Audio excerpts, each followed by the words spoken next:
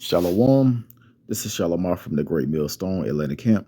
Before I get started in this lesson, I want to give all praises, honor, and glory to Yahweh, Bahashem, Yahweh Shah, Bahashem, Rakah Hakadash. Double honor to my elders and apostles of Great Millstone that teach and root well. Peace, love, and safety to the hopeful elect. And I just want to go into talk about this start of World War III. And people are, people are tired. But if you're not part of the chosen, this is the beginning of your last end. All right, because the only people that's going to make it out of this land are the elect of Israel. Okay, but basically, I was listening to this video, and the guy was talking about how tanks not on the ground, and people are sending troops over, and all of these things, beginning of war. So I went into the comments just to see where the minds of the people were. And in those comments, I noticed that a lot of people was just like, does this mean we have to go to work tomorrow? Okay, I'm tired of doing this. I'm tired of doing that. All right, bring it on already. It's like, they just like, we're just ready to end it. And it was mostly, those of Edom. All right. So they're getting frustrated. They're tired. They're ready to just end it, because this devil has not only oppressed the Israelites, he has oppressed his own people, and they can't handle it like you Negroes, Latinos, and Native Americans, because we've been going through this ever since. It's in our spirit to endure, but the Edomites, they can't handle it.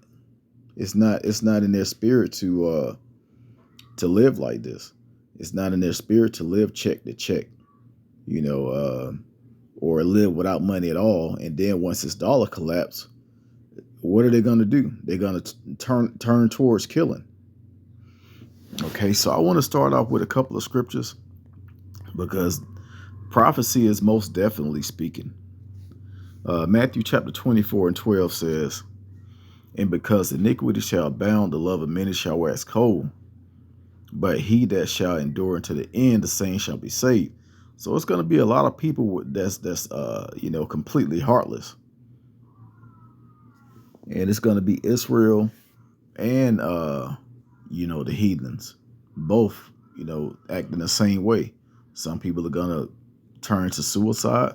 Some people are just going to turn out to be just all out mass murderers and going after and basically doing what they can to survive. And then you're going to have those that fear the Lord. They're going to be waiting for the Savior to return so we can be saved out of this mess. All right. But yeah, going back to the comments on this video, and these people was like, look, do that mean I have to go to work tomorrow? I'm tired of living check to check. I'm tired of this. I'm tired of that. People are just tired. So they ready for all of this to go down. And Jake, especially the Israelites, Jake that's in the truth, we just like, we just have to wait. And we know what's going to come. It's not going to just be United States and Russia going to war. They don't understand that this place is going to be completely destroyed with them in it. All right. But the next thing these people are going to turn to is violence. Okay, let's go to 2nd Esdras chapter 15, and let's see.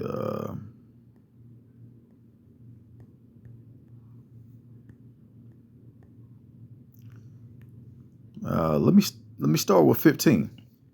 It says, "For the sword and their destruction draweth nigh, and one people shall stand up and fight against another with swords in their hands." All right, so there's going to be a civil war, and it's also going to be World War III. It's going to be nothing but violence. The Lord said, when you read Ezekiel 7, he said he was going to bring an evil and only an evil. It's just going to be a bad time everywhere. All right, verse 16, for there shall be sedition among men and invading one another, and they shall not regard their kings nor princes, and the course of their action shall stand in their power. Okay, and a lot of people they made a good point. They were saying, well, Biden is starting this war because of the election. All right, but it's not about Biden. It's a power that's greater than him. That's on the left hand side. That's cranking these things up. All right. So if it was up to Biden, he probably he would have went to war a long time ago, or he would have backed out of it and said the country's not ready, because the country is really not ready. All right. You think United States is ready to lose their allies, NATO and all of them, and go to war with all the BRICS nations? That's suicide. All right, but Esau, on the other hand, especially over here in America, they're gonna just be ready to kill whatever. These militant groups, they've been ready.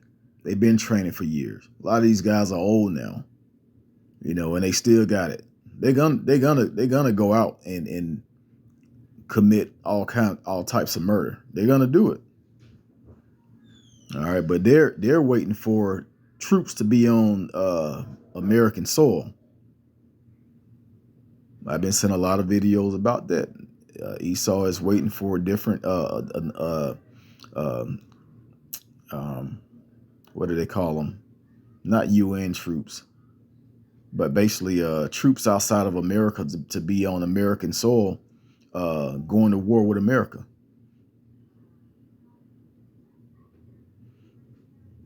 Now, if you look at it that way, these troops are probably, when it comes to the Americans and regular guns and fighting, he's pretty strong over here on his own land. He may take out a few of them. All right, but the end all be all is going to be nuclear destruction. Now, you can't shoot down a nuke and survive. You're just going to get completely obliterated. Okay. The only hope for this place is through the Israelites, or should I say for the Israelites? Okay, so I'm gonna get another scripture, and this is what Israel need to be, the mind frame that the Israelites need to be in. This is Ecclesiasticus, Slakia, or Sirach, chapter 2 and verse 1. It says, my son, if thou come to serve the Lord Yahweh, prepare thy soul for temptation. All right, and that main temptation is going to be the RFID microchip. Okay, that this devil is going to implant in you people. It's going to happen. All right, so you have to pretty much prepare for that type of temptation. Now, of course, all these things have to come to pass, but it's going to happen quick. All right, once that chip is implemented, things are going to happen fast. It says, set thy heart aright and constantly endure, and make not haste in the time of trouble. So, we're not like, all right, let's just hurry up, get this over with. We ready, we tired, but we're not completely ready. A lot of people still got to work on their spirit. I feel that I still need to work on my spirit. I want to be, a lot better than what I am before Yahushua returns. Okay, and I speak for not only myself, but I speak for a lot of brothers and sisters. You want to make yourself as perfect as possible before Yahushua return. A lot of that is going to be through endurance. We're going to be tested. We're going to have to go without a place to live. We're going to have to go without food. The Lord is still going to make sure we eat. All right. We're going to be dodging bullets. We're going to be fleeing from persecution. Some of us is going to be persecuted. Some of us is going to be locked in the prisons, as the scriptures say. And we're now building our souls up and our spirits up for these things to happen. But Esau, on the other hand, they just want to fight. They're ready to fight and don't care what the consequences are. I want to say the Edomites are tired, but people in general are tired. They're tired of working and spending all your money on utilities, and not being able to do anything and being stuck in the house, and just basically getting robbed by this nation, or what you call a nation. And America is really a business. All right, continuing on, verse 3, it says, "Cleave unto him and depart not away, that thou mayest be increased at thy last end." All right, that's the hope of Israel. We're looking to be increased because we never had nothing.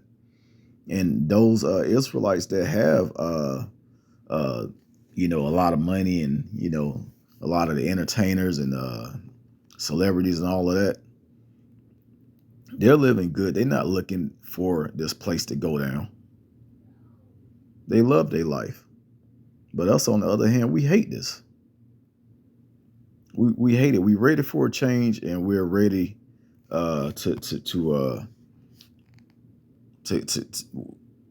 we basically ready to be changed over into our rulership, into our kingdom. But like I said, we're not exactly ready. We have to get our souls prepared, because we're about to meet the main man. All right, we're about to meet Yahweh Shah, who the world calls Jesus, the most powerful man that ever walked the planet. All right, it says, verse 4, "Whatsoever is brought upon thee, take cheerfully, and be patient when thou art changed to a low state. For gold is tried in the fire, and acceptable men in the furnace of adversity. Believe in him, and he will help thee. Order thy way aright, and trust in him." All right. It says, "Ye that fear the Lord Yahweh, wait for his mercy, and go not aside, lest ye fall." And this goes from just everyday things to, the time of that we're about to go into.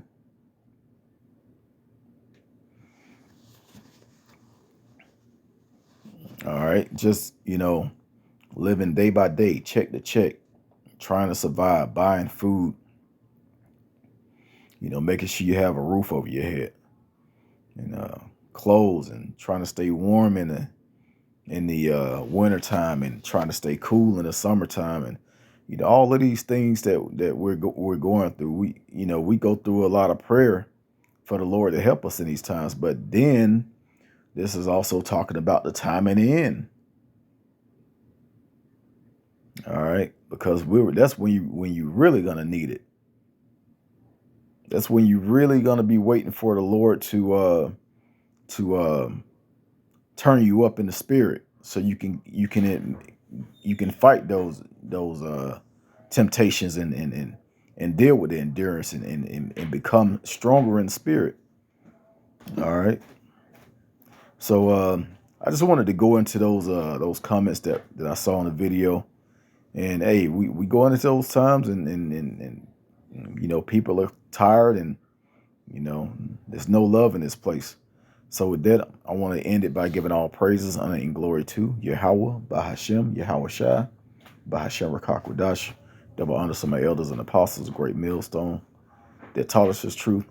Peace, love, and safety to the hopeful elect. Shalom.